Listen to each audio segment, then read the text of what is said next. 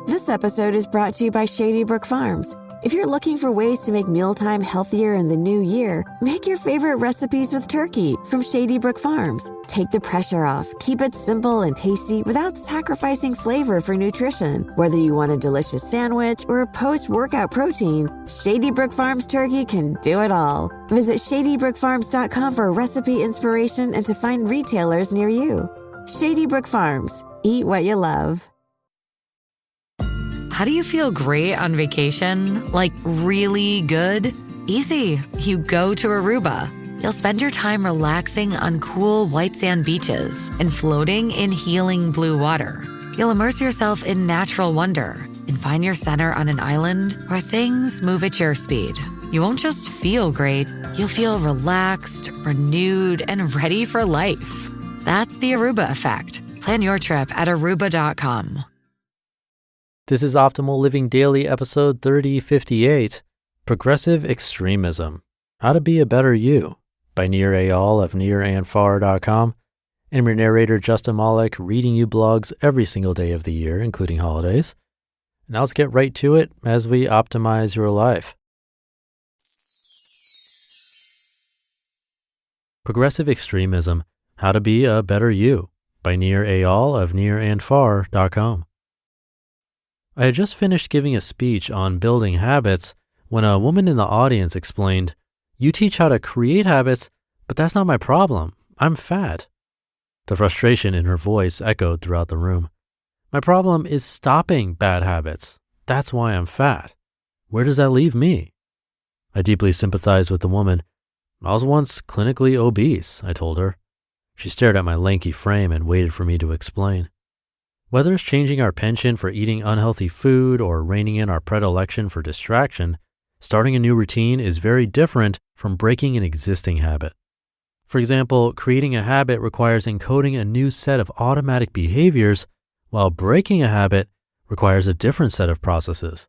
The brain learns causal relationships between triggers that prompt an action and the associated outcome.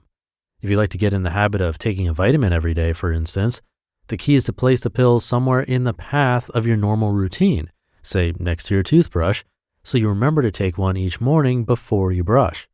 Doing so daily acts as a reminder until over time, the behavior becomes something done with little or no conscious thought. However, breaking an existing habit is an entirely different story, and the distinction is something many people mischaracterize. For example, Charles Duhigg, author of The Power of Habit, describes a bad cookie eating habit that added 8 pounds to his waistline. Every day, Duhigg says, he found himself going to the 14th floor of his office building to buy a cookie.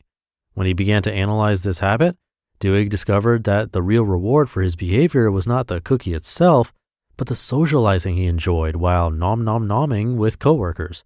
Once Duhigg figured out that the reward was connecting with friends, he could get rid of the cookie eating habit by substituting one routine for another. Voila. Duhigg echoes the popular belief that the key to breaking a bad habit is replacing it with another habit. I'm not so sure. Maybe replacing cookies with coworkers did it for Duhigg, but what if you're the kind of person, like me, who loves the hell out of cookies? I was clinically obese precisely because I love cookies, among many other delicious things. For me, ooey gooey chocolate chewy beats chatting it up with Mel from accounting any time. Where does that leave me? The woman in the audience wanted to know. Having struggled with my own weight for years, there was no way I was going to look her in the face and tell her she should chat it up with her coworkers the next time she has a sugar craving. The progressive extremism technique. When it comes to gaining control over bad habits like eating food we know isn't good for us or succumbing to distraction, I shared a technique with the women in the audience that worked wonders for me. I call it progressive extremism, and it works particularly well in situations in which substituting one habit for another just won't do. To apply this technique, start by identifying the behavior you want to stop doing. For example, say you'd like to stop eating processed sugar. Taken all at once, cutting out the manufactured sweet stuff is too big of a goal for most people to quit cold turkey. Instead, think of just one specific sugar-laden food you're able to cut from your diet and remove it from your life, sort of like the way a religious adherent or vegetarian gives up pleasures others might enjoy. Make your first elimination choice something you wouldn't really miss and can be gone forever from your diet. That's critical because starting with something relatively small and easy to quit begins the process of changing your habits and your identity for good. To be a better you takes time. Unfortunately, the mistake most well-intentioned people make when attempting the I can't to I don't metamorphosis is biting off more than they can chew. Excuse the pun. For example, do you like candy corn? I sure don't. As a kid, the stuff was always the dregs of my Halloween haul. For me, removing candy corn for life was no big deal, so it was first on my list to ditch forever. I don't eat candy corn, and I never will. Done. The same practice goes for stopping other behaviors that don't serve us.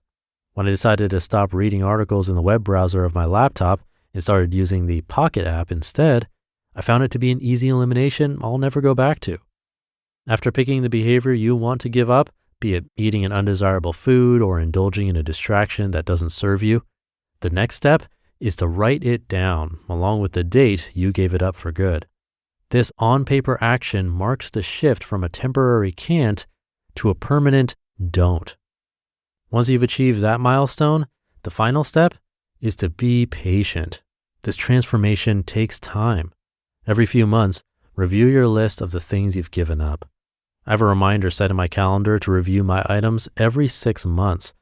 Then when you're ready, reevaluate what else you can do.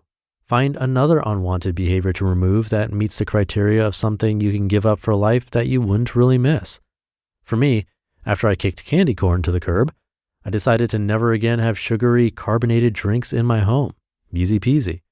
When it came to digital distraction, I decided to take Facebook off my phone and commit to only use it at my desk instead. No biggie. If the commitment feels like too much, you're doing too much. Each step needs to feel almost effortless, but involves something you can be proud to give up forever. It doesn't matter whether the behavior is related to what you eat or how you use technology. This technique works for any distraction that gets in the way of our values and goals. The process of unwinding bad habits takes years, but progressive extremism is an effective way I've found to stop behaviors that weren't serving me. Occasionally, I look at all the unhealthy things that no longer control me the way they once did. And if I feel up to it, I find new bad habits to slay by making them something I just don't do as part of my new identity. By slowly ratcheting up what you don't do, you invest in a new identity through your record of successfully dropping bad habits from your life. You just listened to the post titled Progressive Extremism, How to Be a Better You by Nir Eyal of nirandfar.com, and I'll be right back with my commentary. Picture that thing you've always wanted to learn. Now picture learning it from the person who's literally the best at it in the world. That's what you get with Masterclass. Masterclass offers unlimited access to intimate one-on-one classes with over 180 world-class instructors. Plus, every new membership comes with a 30-day money-back guarantee, so there's no risk.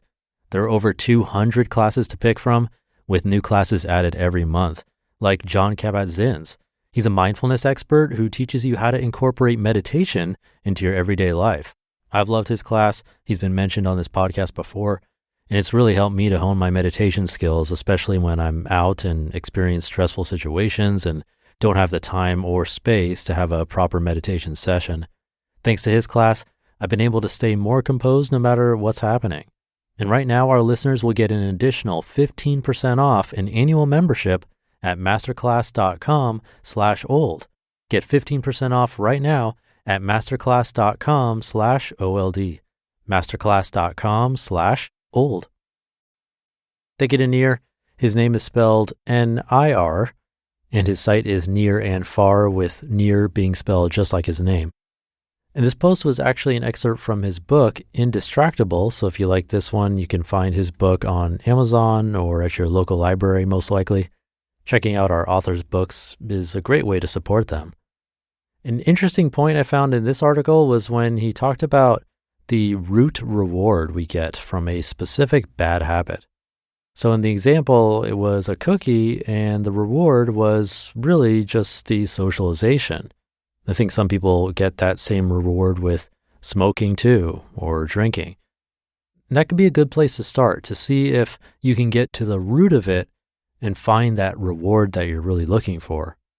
But Nir's idea is another one to try. Write down one baby step that you can take to permanently remove just an aspect of the bad habit and set reminders.